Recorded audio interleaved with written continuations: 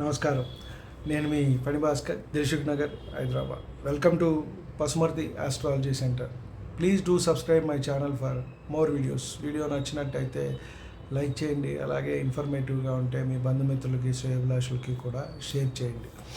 ఇంతవరకు channel subscribe చేసుకోకపోతే subscribe చేసుకోండి. తద్వారా తదుపరి వీడియోలన్నీ కూడా మీకు అందుబాటులో ఉంటాయి. ఈ వీడియోలో మనం అప్రకాశిక గ్రహాల గురించి తెలుసుకునే ప్రయత్నం చేద్దాం. ముఖ్యంగా మనం ఏదైతే ఉన్నాయో 9 నవగ్రహాల గురించి చెప్పుకుంటూ ఉన్నాం ప్రతిసారి కూడా. అలాగే పాశ్చాత్య గ్రహాల గురించి కూడా 2-3 సార్లు చెప్పుకున్నాం మనం. అలాగే ఇప్పుడు మనం చూసుకుంటే అప్రకాశిక గ్రహాలు ఇవి మనకి రాశి చార్ట్లో మనకి చూడవు, అలాగే కనబడవు, అలాగే మనకి కానీ వీటి ప్రభావం అనేది ఉంటూ ఉంటుంది. కొన్ని సాఫ్ట్వేర్స్లో ఇది ఇవ్వటం జరుగుతుంది, కానీ ఎవరు మనకి రాశి చక్రంలో ఇది చూపించటం అనేది ఉండదు. పంచాంగంలో కూడా ఎక్కడ మనకి కనబడటం అనేది ఉండదు. అలాగే ఈ జ్యోతిష్యుడి దగ్గరికి వెళ్ళినా కూడా రాశి చక్రంలో ఇవి మనకి చూపించరు. కొన్ని ప్రత్యేకమైన సాఫ్ట్వేర్స్లో మాత్రమే ఇవి మనకి కనబడటం అనేది జరుగుతూ ఉంటుంది. కానీ వీటి ప్రభావం అనేది మనిషి జీవితం మీద ఎంతగానో ఉంటుంది.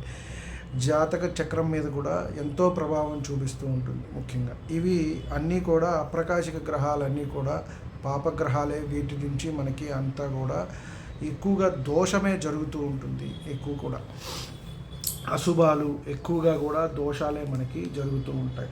ఈ అప్రకాశిక గ్రహాలు అనేవి మనము ఏమిటి అనే విషయాన్ని తెలుసుకుందాం. అలాగే వాటి గ్రహాలను మనం ఎలా సాధించాలి అనే విషయాన్ని కూడా తెలుసుకుందాం. ముఖ్యంగా చూసినట్టయితే మనకి 1 ధూమము, 2ది వ్యతిపాత, 3ది పరివేషము, 4 ఇంద్రచాపము, 5 కేతువు. కేతువు అంటే మనకి ఇక్కడ రాహుకేతువుల్లో ఉన్న కేతువు కాదండి, ఇది వేరేది కేతువు. దీన్ని సికి అని కూడా అంటారు. కాబట్టి ఇంద్రచాపము చాపగ్రహము అంటారు, పరివేషము దీన్ని పరిధి అంటారు, అలాగే వ్యతిపాత దీన్ని పాత అంటాము, అలాగే ధూమము.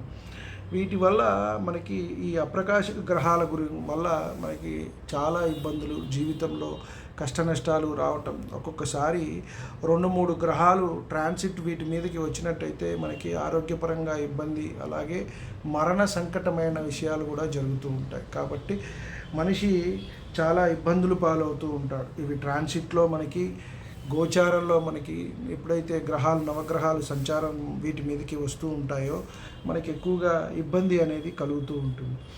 ముఖ్యంగా ఎవరి జన్మ జాతక చక్రంలో అయినా రవి స్ఫుటాన్ని మనం తీసుకోవాలి. స్ఫుటము అంటే డిగ్రీ, మనం 360 డిగ్రీలు మన జన్మ జాతక చక్రం మొత్తం కూడా, రాశి చక్రం మేషం నుంచి కూడా మనకి మీనం వరకు. కాబట్టి ఒక్కొక్కరు ఏ నెలలో జన్మిస్తారో దానికి తగ్గట్టుగా రవి వారికి ఒక్కొక్క రాశిలో ఉంటారు. మేషం నుంచి మీనం వరకు. ఏప్రిల్ 17 నుంచి మే 17 వరకు జన్మించిన వారికి ఉంటే రవి మేషంలో ఉండటం, ఆ తర్వాత వృషభం, ఆ తర్వాత మిథునం, ఇట్లా ఇంచుమించుగా మనకి 15, 16వ తారీఖుల్లో రవి మారుతూ ఉంటారు ప్రతి నెల కూడా. కాబట్టి మేషం మనకి ఏప్రిల్లో నుంచి మే వృషభం, అలాగే మనం తీసుకుంటే మిథునం, జూన్, జూలై కర్కాటకం, ఆగస్టు వచ్చేటప్పుడు సింహం, సెప్టెంబర్ వచ్చేటప్పటికి కన్య. ఈ విధంగా మనకి మళ్ళీ తిరుగుతూ మనకి మార్చి వరకు మీనంలోకి వస్తారు. కాబట్టి ఈ రకంగా రవి సంచారం జరుగుతూ ఉంటుంది. ఎవరి జన్మ జాతకంలో అయినా సరే రవి స్ఫుటాన్ని మనం తీసుకొని దానికి 4 డిగ్రీలు 30 నిమిషాల 20 సెకండ్లు కలిపినట్టయితే అది మనకి ధూమము వస్తుంది అని చెప్పటం జరిగింది. అలాగే 12 రాసుల్లో కూడా ధూమమును తీసివేయగా వ్యతిపాత వచ్చును అని అన్నారు. 12 రాసుల్లోనూ కలిపి ఇప్పుడు మనకి రవి స్ఫుటానికి 4 డిగ్రీలు కలిపితే దానికి ధూమం అనేది వస్తుంది. కాబట్టి అది ఎక్కడ ఉంటుంది? ఇంచుమించుగా రవి ఏ 10 డిగ్రీల దగ్గర 15 డిగ్రీల్లో ఉంటే అదే రాశిలో ఉంటుంది. ఏ 25 డిగ్రీలు, 29, 28, 30 డిగ్రీల్లో ఉంటేనే మరుసటి రాశిలోకి అది ధూమం అనేది వెళ్ళటం అనేది జరుగుతుంది. అలాగే 12 రాశుల్లో ధూమమును తీసివేయగా వ్యతిపాత వచ్చును అన్నారు.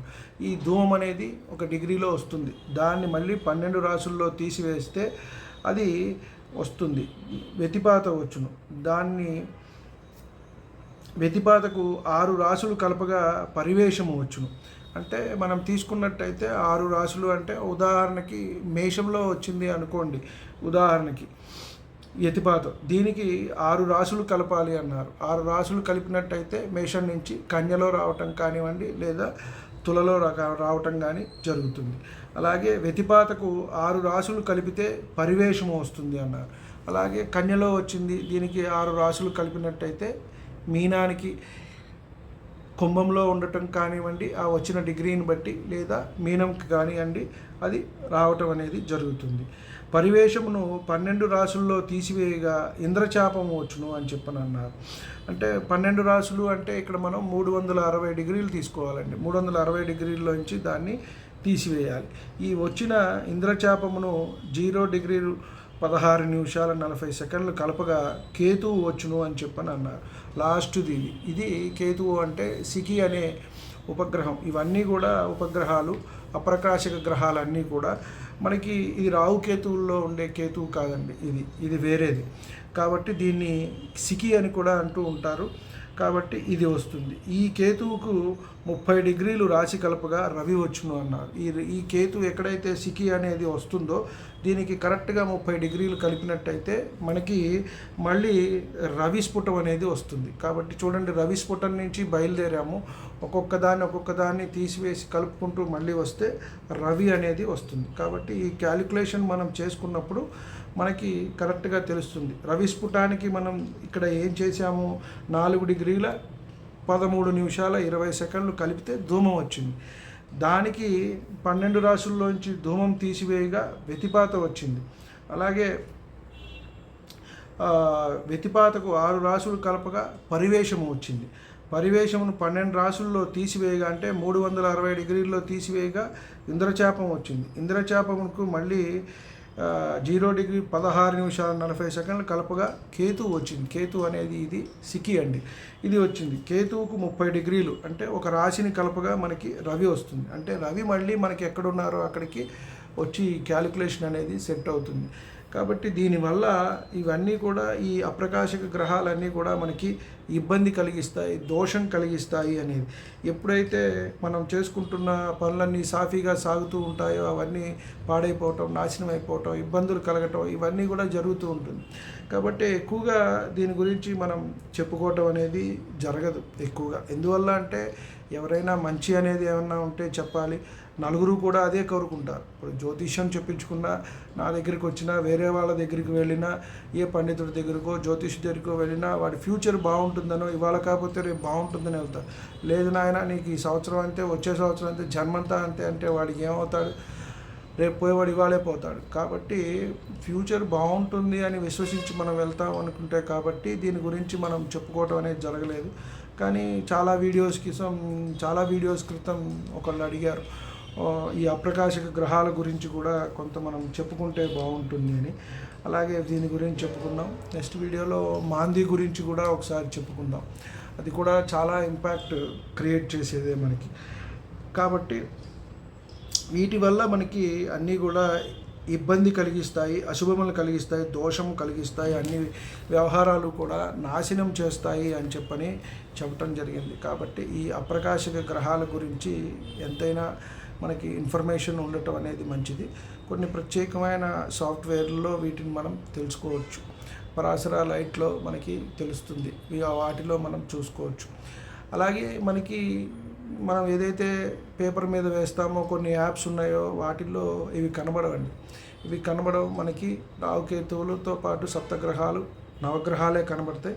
కొంతమంది యురేనియస్, ప్లూటో, నెప్టూన్ వీటిని చూపిస్తూ ఉంటారు. ఇవి పాశ్చాత్య గ్రహాలు. మనకి ఇక్కడ ఇంప్లికేషన్ అవుతాయా, ఇంపాక్ట్ ఉంటుందా అంటే పెద్దగా ఉండదనే మనం చెప్పాలి. కాబట్టి ఆ 9 గ్రహాలు మనకి ఎక్కువగా ఇంపాక్ట్ అనేది ఉంటాయి భారతదేశంలో.